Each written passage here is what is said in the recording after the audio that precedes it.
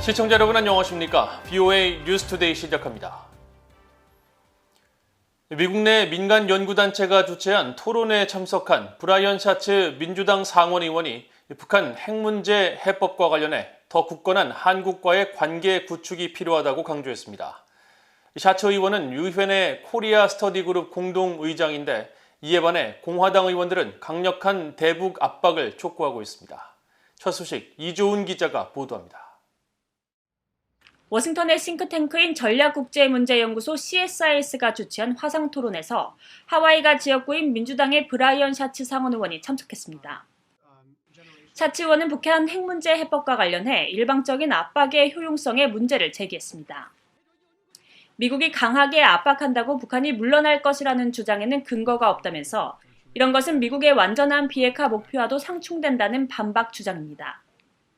The folks who say complete denuclearization are not really sure how they're going to get there other than sort of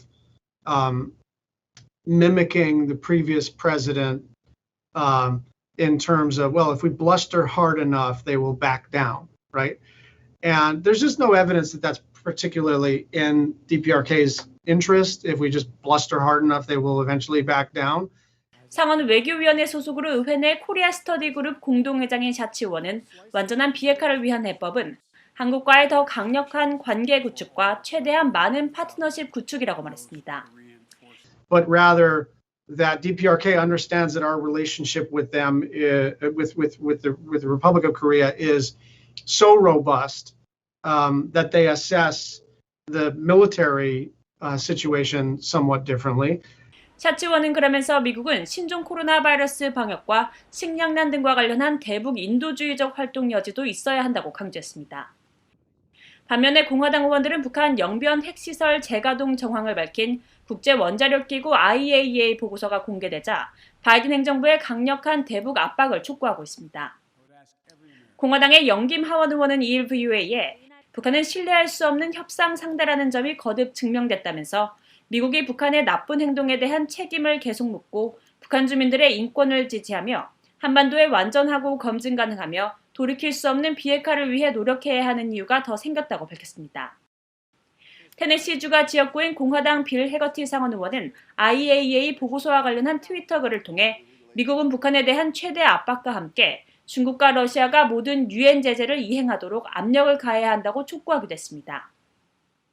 이런 가운데 민주당의 샤츠 의원은 미국의 아프가니스탄 철군이 전 세계 미국에 대한 신뢰를 약화시켰다는 지적에 대해 오히려 실제 군자산 측면에서 미국의 능력을 강화하고 세계 다른 지역과 평화롭게 관여할 수 있는 폭을 넓혔다고 반박했습니다. 샤츠 의원은 특히 아프간 철군은 한국 등 아시아 지역에 있는 동맹들에 영향을 미치지 않는다면서 미국이 이들 국가와 맺은 상호 방위 조약은 굳건하다고 강조했습니다. BOA 뉴스 이존입니다. 북한이 미국을 상대로 대륙간 탄도미사일 ICBM을 발사하더라도 미국은 이에 맞설 준비가 언제라도 돼 있다고 글렌 베너크 미국 북부사령관이 밝혔습니다. 베너크 사령관은 이날 국방부에서 열린 언론 브리핑에서 최근 영변 핵시설 재가동 등 북한의 잇따른 핵과 미사일 실험에 대한 우려와 대응책이 무엇인지 묻는 질문에 북한이 탄도미사일 발사를 결정한다면 미군은 365일 상시적으로 대응에 준비돼 있다고 강조했습니다. 그러면서 미국 북부사령부는 위협경보와 공격을 평가하고 북미 항공우주방위사령부는 탄도미사일 방어 능력을 확보하는 등 임무 수행 능력을 제공할 준비가 돼 있다며 북한의 미사일 발사는 미국의 태세를 변화시키지 못할 것이고 미국의 방어 역량을 확신하고 있다고 거듭 강조했습니다. 베너크 사령관은 앞서 지난달에도 미국의 민간 연구단체 전략국제문제연구소 CSIS가 주최한 화상 토론회에 참석해 미국의 탄도미사일 방어 역량은 주로 북한에 초점을 맞추고 있다면서 북한의 미사일 위협에 대응해 오는 2028년 실전 배치를 목표로 차세대 요격기 개발을 진행 중이라고 밝혔습니다. 북한의 사이버 위협이 진화하며 미국 안보 등에 상당한 위협을 주고 있지만 미국의 대응은 제한적으로 이뤄지고 있다고 미국의 민간 연구단체가 지적했습니다. 이 단체는 범정부 차원의 대응 전략을 수립하고 외교 조치와 군사력을 포함해 사이버 억제력을 강화할 수단을 적극 마련할 것을 제안했습니다. 박형주 기자가 보도합니다. 워싱턴의 민간단체인 헤리티지 재단은 3일 보고서를 통해 북한의 사이버 공격이 국제 제재를 훼손하고 미국과 동맹국, 국제금융체계 안보에 위협을 가하고 있지만 미국의 대응은 제한적 수준에 머물고 있다고 밝혔습니다. 보고서는 사이버 전술이 미국과 한국보다 열세인 재래식 군사력을 만회하기 위해 핵무기와 미사일 등을 개발하는 북한 정권의 비대칭 전략과 일치한다고 지적했습니다. 또 과거에는 북한이 무기 프로그램 개발과 정권 운영 자금 등을 위해 위조화폐나 아편 등 불법 약물 등을 생산 밀거래했다면 이제는 사이버 범죄를 활용한다고 설명했습니다. 특히 사이버 범죄는 선박간 환적보다 저비용 고효율 방식으로 달러를 획득하고 국제 제재를 회피하는 수단이라고 덧붙였습니다. 보고서에 따르면 초기 북한의 사이버 작전은 정보를 탈취하고 국가 안보, 사회 기반 시설, 통신 관련 네트워크를 교란해 적의 방어 역량을 시험하는 데 집중됐습니다. 그러다 사이버 테러와 보복 공격, 사이버 은행, 암호화폐 거래소, 금융 시스템에서의 강탈 행위로 확대됐는데 특히 정부와 군, 은행, 국제 금융 시스템 등 보안 수준이 높은 네트워크에도 깊숙이 침투할 만큼 발전했다는 것입니다. 보고서는 특히 북한이 위기 상황이나 한반도에서 적대 분위기가 고조됐을 때 통신과 댐, 전력망, 병원, 원자력 발전소, 전력 공급 시설 등 주요 기반 시설 시스템을 마비시키며 사이버전을 강행할 수 있다고 경고했습니다. 보고서를 작성한 헤리티지 재단의 브루스 클링너 선임연구원은 이런 위험성에도 불구하고 북한의 사이버 위협이 과소평가됐다고 지적했습니다. North Korea's nuclear and missile threats have been widely known and generated a lot of concern and responses, including U.S. and international sanctions. But the cyber capabilities have really been under the radar. They are hard to discern, indicate the origin of the cyber attacks in many cases. 보고서는 이어 미국은 그동안 북한 해커 등에 대해 제한된 조치만을 취해왔다고 지적하며 정부 차원의 단호한 대응을 주문했습니다. 정부 부처가는 물론 민간과 해외 파트너들이 공동 협력하는 포괄적 전략을 수립함으로써 국가 우선순위로 다루고 기존 관련법은 전면적으로 이행하고 필요한 추가 입법 행정 조치를 검토해야 한다는 겁니다. The U.S. has to look at not only the vulnerabilities, but also actions we can take in response to North Korean cyber attacks. We've sanctioned very few North Korean or other nations' entities for doing cyber attacks. 클링너 연구원은 또 외교적 조치와 협력 축소, 비자 제한, 금융 제재와 법적 조치, 군사적 행동 등 비사이버적 대응 요소도 강구해야 한다면서 이런 조치들이 취해진다면 사이버 억제력을 강화할 수 있을 것이라고 말했습니다. VOA 뉴스 박형주입니다.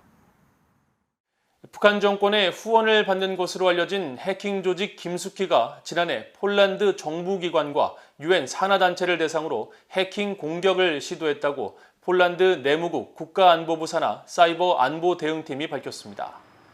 폴란드 사이버 안보 대응팀은 최근 공개한 2020 폴란드 사이버 공간 보안 현황 보고서를 통해 지난해 폴란드 정부 산하 기관들을 공격한 것으로 확인된 지능형 해킹 공격 방식을 분석한 결과 북한 정권의 해킹 조직으로 알려진 김숙희로 확인됐다고 밝혔습니다. 그러면서 김숙희가 가짜 이메일로 위장해 수신자의 개인정보나 기밀정보를 훔치고 악성 코드를 실행해 원격 조정이 가능하게 하는 스피어피싱 해킹을 시도했으며 사회 연결망 서비스를 기반으로 사전에 유엔의 외교부서 관리 등 개인들에게 악성 코드가 담긴 메시지를 유포한 정황이 드러났다고 밝혔습니다. 김숙희는 최근 가장 활발하게 활동을 벌이고 있는 것으로 알려진 북한 정권의 후원을 받는 해킹 조직으로 지난 7월 한국원자력연구원과 항공우주산업 등 한국 정부 산하 기관들을 해킹한 혐의를 받고 있으며 미국 국토안보부와 연방수사국 FBI 등은 지난해 10월 합동 경보를 발령하고 김숙희가 미국과 한국, 일본의 개인과 단체를 표적으로 기밀 정보 등을 탈취해왔다고 지적했습니다.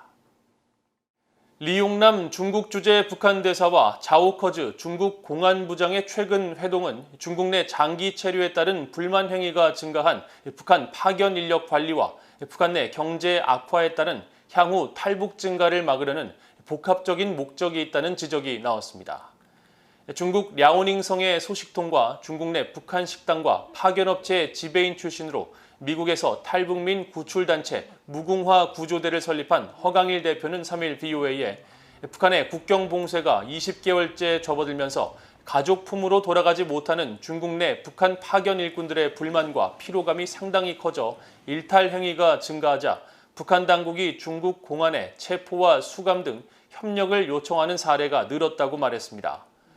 허 대표는 특히 중국 내 북한 정보 소식통을 인용해 신종 코로나 바이러스 발생 전 단기 출장으로 나온 수백 명의 성원들은 돈이 떨어져 거의 외교 공관에 구걸하는 수준이고 최소 수만 명에 달하는 파견 노동자들은 북한의 가족에게 편지와 돈을 붙이지 못하고 소식조차 몰라 김정은에 대한 불만이 높다면서 최근 동북 삼성 지역에 파견된 젊은 IT 인력을 중심으로 탈북을 시도하다 체포된 사례들도 늘었다고 전했습니다. 한국갈렙선교회 김성은 목사 등 탈북 지원단체 관계자들도 BOA에 중국이 최근 탈북민 조사와 단속을 강화하고 있고 북한 당국은 국경에 철책과 제방, 대형 참호를 설치하거나 일부 지역에는 지뢰까지 매설했다며 북한과 중국이 협력해 최근 경제 악화로 어려워진 북한 주민들의 탈출을 원천 봉쇄하려는 움직임으로 풀이했습니다. 이상으로 BOA 뉴스투데이를 모두 마칩니다. 시청해주신 여러분 고맙습니다.